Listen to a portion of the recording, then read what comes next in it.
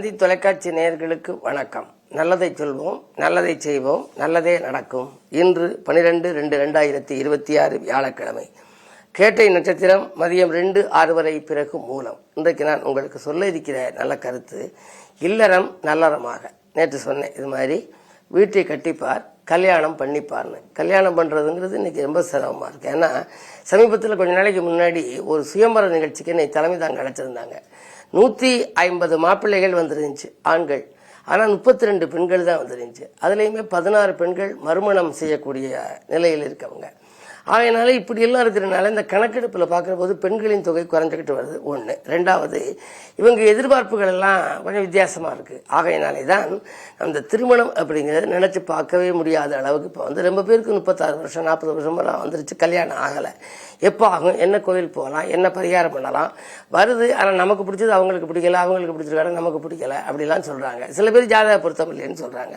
இப்படி இருக்கிறதுக்கு தான் திருக்குறளில் கூட வாழ்க்கை துணை நலம்னு எழுதியிருக்காங்க. அன்பும் அறனும் உடைத்தாயின் இல்வாழ்க்கை பண்பும் பயனும் அது. அப்படி பண்போட பயனுள்ளதாக இருக்கணுமா. மனைவியை நம்ம தாரம்னு சொல்கிறோம். பொதுவாக நமக்கு ஆதாரமே தாரம் தானா. ஆகையினாலே தான் பொருளாதாரம், அருளாதாரம், மனைவி என்று வருகிற தாரம், இந்த இவைகள் எல்லாம் ஒத்திருந்தா நம்முடைய வாழ்க்கை மிக சிறப்பாக இருக்கும். பொருளாதாரமும் நமக்கு வேணும், அருளாதாரமும் வேணும். அதே மாதிரி இந்த தாரமும் நல்ல தாரமாக அமைய வேண்டும். அப்படி இருந்தால் அன்பும் அறனும் உடைத்தாயின் இல் வாழ்க்கை பண்பும் பயனும் அது அப்படிங்கிற. இந்த கல்யாணத்தை பற்றி ஒரு பழமொழி உண்டு, 1000 பொய் சொல்லியாவது ஒரு கல்யாணத்தை முடிக்க வரணும்னு. ஆனால் பிறகு வந்து சிக்கல்கள் வந்துடும். 1000 பொய் சொல்லிங்கிறது தவறு. அந்த பழமொழி எப்படி இருக்கணும், 1000 முறை பொய் சொல்லியாவது ஒரு கல்யாணத்தை முடியுங்கிறாங்க. அந்த காலத்தில் இந்த புரோக்கர்களோ அல்லது மீடியேட்டராக இருக்கவங்களோ 1000 தரம் நடந்து அலைஞ்சு மாப்பிள்ளை வீட்டிலேருந்து பொண்ணு வீட்டுக்கு போய், பொண்ணு வீட்டிலேருந்து மாப்பிள்ளை வீட்டுக்கு வந்து, இது மாதிரி நல்ல இடம் நீங்கள் விட்டுறாதீங்க, செங்க, எல்லாத்துக்குமே நான் பொறுப்பு அப்படிலாம் சொல்லுவாங்க அந்த காலத்தில்.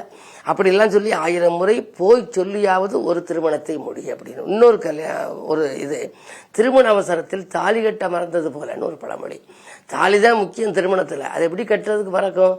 இந்த தாலி இப்போ பார்த்தீங்கன்னா எல்லாரும் கைநாள தொட்டு கும்பிடுவாங்க. தாலி கட்டுறதுக்கு முன்னாடி அந்த மணமக்கள் 2 பேரும் மேடையில் நிற்கையில் மாங்கல்யத்தை வச்சு சுற்றி வந்து பூக்கள் எல்லாம் வச்சு எல்லார் கையிலையும் பூ கொடுத்து அந்த கூட்டம் வந்து பார்க்குறவங்க எல்லாரையும் வாழ்த்து வரும்னு சொல்லி தொட்டு தர சொல்லுவாங்க.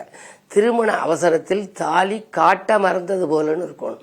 அந்த தாலியை காட்டி எல்லாருடைய ஆசீர்வாதமும் வாங்கினதுக்கு அப்புறம் மேடைக்கு கொண்டு வந்து கட்டணும். அப்படி இருக்கும். அது மாதிரி உள்ளதில் நம்ம குல தெய்வம் கும்பிடணும், இஷ்ட தெய்வம் கும்பிடணும், ஜாதக பொருத்தம் பார்க்கணும், பெண்ணு மாப்பிள்ளையெல்லாம் சுக்கரவரையில் பார்க்கணும்லாம் நேற்று உங்களுக்கு சொன்னேன். அதுக்கு பிறகு திருமண அழைப்பு இருக்கு இல்லையா, பத்திரிக்கை, அதை அச்சிடுறது எப்படின்னு நீங்கள் தெரிஞ்சுக்கணும். ஒரு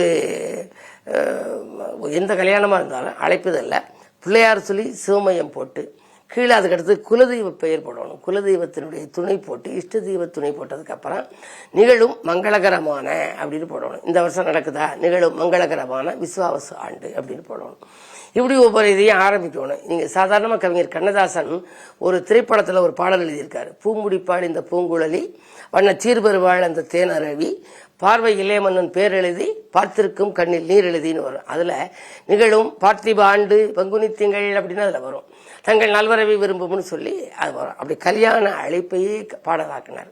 கல்யாணத்தில் பொண்ணு மாப்பிள்ளை பேர் போடையில் திருவளர் செல்வி திருவளர் செல்வன்னு போடணும்பாங்க. அந்த கல்யாணம் கடைசி பையன்னா முத பையன்னா எப்படி போடுறது, நடுப்பையன்னா எப்படி போடுறதுலாம் வரைமுறை இருக்குது. அது மாதிரி போடுறதுல இப்போ மீனாவிற்கும் சுப்புவிற்கும் அப்படின்னு போடக்கூடாது. மீனாவிற்கும்னா என்ன அர்த்தம், விற்றல்னு அர்த்தம், வித்து விடுறோம்னு அர்த்தம். அப்படி மீனா சுப்பு ஆகியோரது திருமணம் பெரியோர்களால் நிச்சயிக்கப்பட்டுன்னு இருக்கக்கூடாது. பட்டுங்கிற வார்த்தை வந்தால் பட்டு போதல் அர்த்தம். நிச்சயிக்க பெற்றுன்னு இருந்து தாங்கள் சுற்றம் சூழ வந்திருந்து அப்படின்னு. தாங்கள் வந்திருந்து வாழ்த்து சிறப்பிக்க வேண்டியவரும் போடக்கூடாது. தாங்கள் சுற்றம் சூழ வந்திருந்து வாழ்த்து சிறப்பிக்க வேண்டியவங்க. இப்படி நம்ம வந்து கல்யாண அழைப்புதல் அச்சரிக்கிறது கூட நேர்மறை சொற்கள் நிறைய இருக்கணும், எதிர்மறை சொற்களே இருக்கக்கூடாது. அதற்கு பின்னால இந்த கல்யாணம் நடக்கலைன்னா எந்த தேவதையை கும்பிடுறது, கல்யாண தேவதையினே ஒன்று இருக்கு. ஒவ்வொரு வழிபாட்டுக்கும் இப்போ நம்ம உடல்நிலை ஆரோக்கியத்துக்கு இருக்கு, மனநிலை நல்லா வர இருக்கு. அது மாதிரி இந்த கல்யாணத்துக்குன்னு ஒரு தேவதை, அது எங்கே இருக்கு, அது எப்படி கும்பிடணுங்கிறத பற்றி எல்லாம் உங்களுக்கு தொடர்ந்து இந்த தந்தி தொலைக்காட்சியிலே சொல்வேன் என்று சொல்லி இனி இந்திய ராசி பலன்களை இப்பொழுது உங்களுக்கு வழங்கப் போகின்றேன்.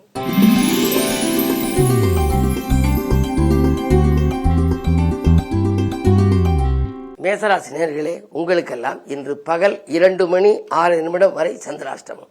எனவே காலை நேரத்தில் உங்களுக்கு கொஞ்சம் சலசலப்பாக இருக்கும், குடும்பச்சுமை கூடும், விரயங்கள் அதிகரிக்கும். மதியத்திற்கு மேல் உங்களுக்கு மனக்கலக்கம் அகலும், பணப்புழக்கம் அதிகரிக்கும், நினைத்தது நிறைவேறும், இல்லத்திலும் உள்ளத்திலும் அமைதி கிடைக்கும். இன்று இனிய நாளாக அமைய இறை வழிபாட்டையும் நீங்கள் மேற்கொள்ள வேண்டும். குருவாரம் என்பதால் குருவை வணங்குவது நல்லது.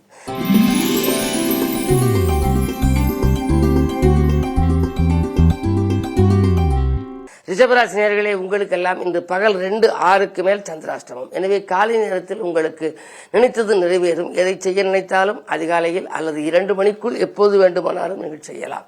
செய்யும் முயற்சிகளில் வெற்றி கிடைக்கும். ஆனால் மதியத்திற்கு மேல் உங்களுக்கு மனக்லேசங்கள் அதிகரிக்கும். இதை செய்வோமா அதை செய்வோமா என்று இரட்டித்த சிந்தனை அதிகரிக்கலாம். விரயங்கள் கூடுதலாக இருக்கும். நண்பர்கள் பகையாகலாம். எதை இருந்தாலும் நீங்கள் திட்டமிட்ட காரியங்களை திட்டமிட்டபடி செய்ய இயலாது. கவனம் தேவை.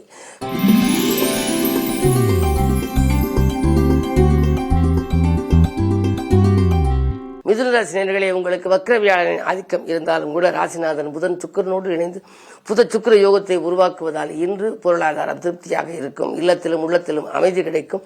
எடுத்த காரியங்களை எளிதில் செய்து முடித்து வெற்றி காண்பீர்கள். தொழிலில் கூட எதிர்பார்த்த லாபம் உண்டு. மாமன் மைத்துனன் வழியில் மனதுக்கினிய சம்பவங்கள் நடைபெறும். கரைந்த சேமிப்பை ஈடுகட்டுவீர்கள்.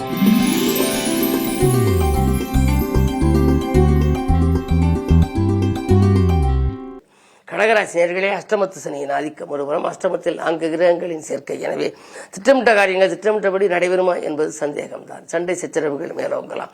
குடும்பத்தில் ஒருவர் மாற்றி ஒருவருக்கு வைத்திய செலவுகள் விரயங்கள் வரலாம். கொடுத்த வாக்கை காப்பாற்ற இயலாது. மிக மிக கவனம் தேவை. அருகில் இருப்பவர்களை அனுசரித்து வைத்துக் கொண்டால் தான் ஆதாயம்.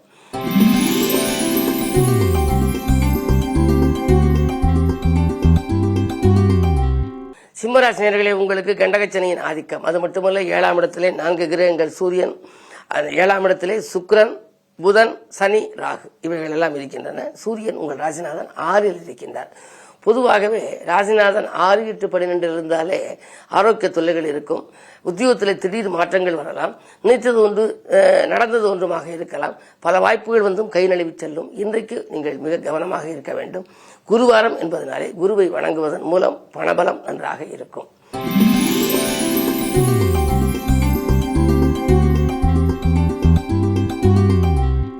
கன்னிராசி நேயர்களே, 10லே குரு இருக்கின்றார், 12லே கேது. பயணங்கள் அதிகரிக்கும். ஆன்மீக நாட்டம் அதிகரிக்கும். இருப்பு தொகை கொஞ்சம் குறைகிறது என்று கவலைப்படுவீர்கள். இழப்புகளை ஈடு செய்ய புதிய வாய்ப்புகளை எதிர்பார்த்து காத்திருப்பீர்கள். உங்களுடைய ராசிக்கு 6ஆம் இடத்திலே ராகு. ராகுவை போல கொடுப்பானும் இல்லை என்பார்கள். கும்பராகு என்பதால் திடீரென தனலாபங்கள் வரலாம். ஆனால் அதே நேரம் விரயங்களும் அதிகரிக்கும்.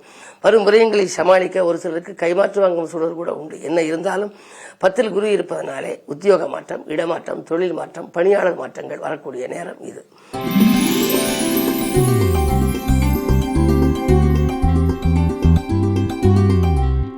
துலாம் ராசி நேயர்களே, குரு உங்கள் ராசியை பார்க்கின்றார். கல்யாண கனவுகள் நனவாகும். வாகனம் வாங்கும் முயற்சி கைகூடும். பாராட்டும் புகழும் உங்களுக்கு கிடைக்கும். பாசமிக்கவர்களின் நேசம் கிடைக்கலாம். உறவினர்கள் உங்களை விட்டு விலகிச் சென்றவர்கள் மீண்டும் வந்து இணைவார்கள். கேதுவின் பார்வை இருப்பதனாலே ஆன்மீக பயணங்கள் இன்று அதிகரிக்கும்.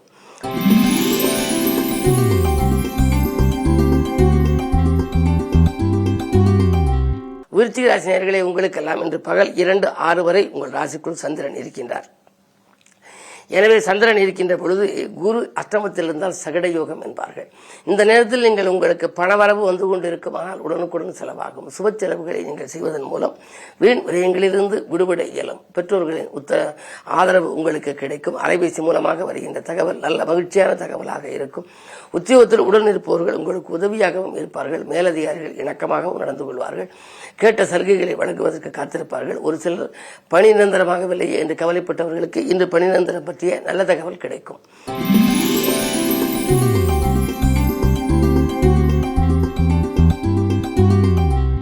தனுசு ராசி நேயர்களே, உங்களுக்கெல்லாம் இன்று பகல் 2:06 மேல் உங்கள் ராசிக்குள் சந்திரன். அஷ்டமாதிபதி வருவதனாலே கொஞ்சம் மனக்கவலை அதிகரிக்கும். இதை செய்வோமா அதை செய்வோமா என்று இரட்டித்த சிந்தனையில் இருப்பீர்கள். அது மட்டுமல்ல, மனக்கசப்பு தரும் சம்பவம் கூட நடைபெறலாம். குடும்ப பெரியவர்களின் ஆலோசனைகளை கேட்டு செய்வது நல்லது. என்ன இருந்தாலும் திட்டமிட்ட காரியங்கள் திட்டமிட்டபடி நடைபெறுமா என்பது சந்தேகம்தான். யாருக்கும் பொறுப்பு சொல்லி எதையும் வாங்கி கொடுப்பதை தவிர்ப்பது நல்லது.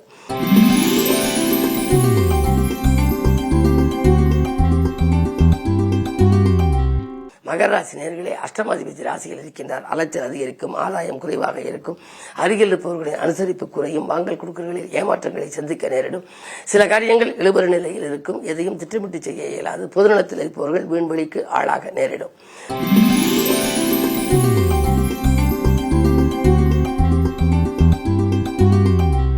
கும்பராசினியர்களே, கூட்டுக்கிரக யோகம் உங்களுக்கு நன்மையை தரும். சோதனைகள் விலகி சாதனை படைக்கின்றார்கள். சுகங்களும் சந்தோஷங்களும் உங்கள் இல்லம் தேடி வரப்போகிறது. உடன் இருப்பவர்கள் உதவியாக இருப்பார்கள். வாகன பராமரிப்பு செலவு உண்டு. பெண்வெளி பிரச்சனைகள் நல்ல முடிவுக்கு வரும். அயல் நாட்டிலிருந்து வரும் அழைப்புகளை ஏற்றுக்கொள்ளலாமா என்று சிந்திப்பீர்கள். இந்த நாள் நல்ல நாள்.